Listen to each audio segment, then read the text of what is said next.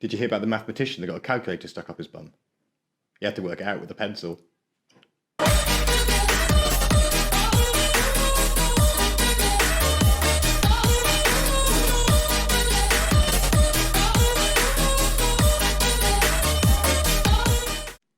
Hey everyone, it's Graham Taylor here at Hudson Rose. I hope you're well. Today we're talking about how having one of these might not be the easiest way to work out what you can afford when you're getting a mortgage. So what I want to touch on today is mortgage affordability, how it all works, give you a little bit of information as to what to look for, so when you start doing those calculations online, you know what to do. Now, the first thing to say is that all lenders use what's called affordability calculations to work out the amount you can borrow.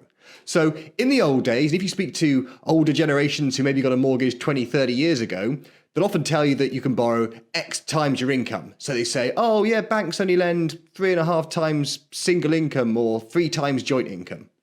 That's absolute nonsense nowadays. For many years, what lenders have done is they've got a lot more slick on the way they calculate affordability, and they've introduced affordability calculators. It's a catchy name. They obviously put a lot of thought into that.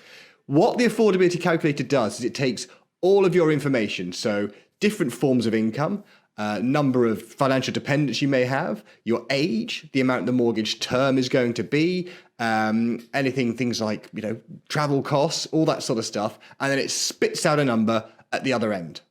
Now, the thing with these calculators is that every lender's calculator is different, so they can set it up to really tweak the kind of business that they're looking to do. So the first thing to note is that the calculator is only going to give you an accurate number if you put the right numbers going in. And what we mean by that is that we need to know what sort of income the lender is looking for, okay? Because not all income is created equal. If you're employed, basic salaries, things like car allowances are generally going to be taken at 100%, which means they're going to take all of that income into account when they're doing their affordability. However, there are other variable streams of income that you might receive each month that a lender won't take at 100%. And it's important to know what those are taken as before you can get an accurate calculation, if you follow what I'm saying. Okay, so an example might be things like shift allowance. You might get a shift allowance every month and you think, well, that's nailed on because I know I'm going to get it. But when you go to a lender might only take 50% or 60% of that shift allowance. Now, their reason for doing so is because they would say, well, it's not guaranteed. It could be taken away. It's an allowance. It doesn't form part of the base contract. And therefore, to make sure we're lending responsibly, we're going to take a percentage of that rather than taking the full amount. So if you put that into the basic income box, you get a bigger figure thinking they're going to take 100% of it, only to be disappointed when the application goes in and an underwriter goes and says we're only going to take 60%. So knowing what income to take is key to make sure you get the right affordability calculation at the end. Now, for self-employed people, it becomes a little more tricky because not only have you got various ways people can be self-employed, sole traders, partners, limited company directors, but the underwriters and the lenders are going to look for different figures depending on your structure. So if we start with limited company directors, what the 90% of the market will take is salary and dividends. So the salary that you're entitled to as that limited company director and dividend. Now, it's important to note here that we're talking about limited company directors who normally have in excess of a shareholding of 20% of the business. If you're under 20% owner of the business, then a lot of the time we can look to get your application assessed on employed criteria, which means they'll look at your salary first and foremost, and they won't need to see accounts. Sole traders and partners in a partnership, a lender is going to use your entitlement to the net profit of that business. So in the same way that for employed people, they'll use 100% of their salary and often things like car allowance as well, for people that are sole traders or partners, they'll look at your entitlement to the net profit. So that's gross profit less all your expenses. Net profit is the figure you pay tax on.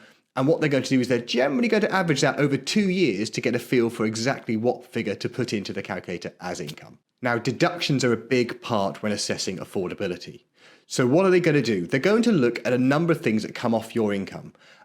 Things like paying for travel, for example, paying for childcare, any loans, any credit cards, store cards, hire purchase, all that sort of stuff they're going to have to factor in before they give you the figure that they're going to lend.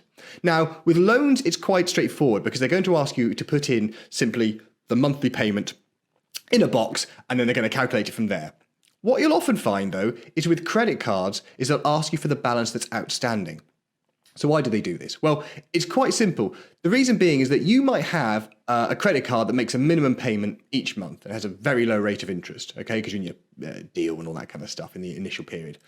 A lender generally is going to assume whatever the balance is, they're going to take 3% or 5% of that balance and then assume that is your monthly payment. So regardless of what you're paying, that's what they're going to do. So that's why they're asking you for the total figure rather than the monthly payment, because they know that you might only be paying 20 quid a month on a larger debt. But the reality is they need to make sure that if you needed to pay that debt off quickly, that you could do so. So they're going to take that 3%. Once a lender's got all this information, they're going to feed it through the calculator and it's going to spit out a number at the other side. And that number could vary massively between two different lenders. I've run some calculations I've run some calculations recently and got different results to the tune of some sort of 50, 60,000 pounds based on the same information, because every lender is set up differently. So you really need to know who's going to lend you the money, who's going to take the income into account in order to get the right calculation. Now, clearly there are calculators out there online that will give you mortgage potential, and you type in 4 numbers and it spits them out the other side. They're kind of rubbish in some respects because they don't give you a true picture. What you'll often find is they'll just give you a theoretical maximum. They'll just take whatever numbers you put in and multiply them by 5, because 5 times your income is about where you're ever going to get with a calculator. There are some exceptions. You can push it a little bit further if you've got the right circumstances. But you'll probably see if you start playing with those, they're very much a blunt tool.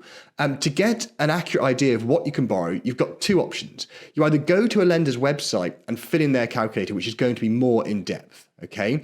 But as we said before, you've got to know what figures to put in each box to get the right result.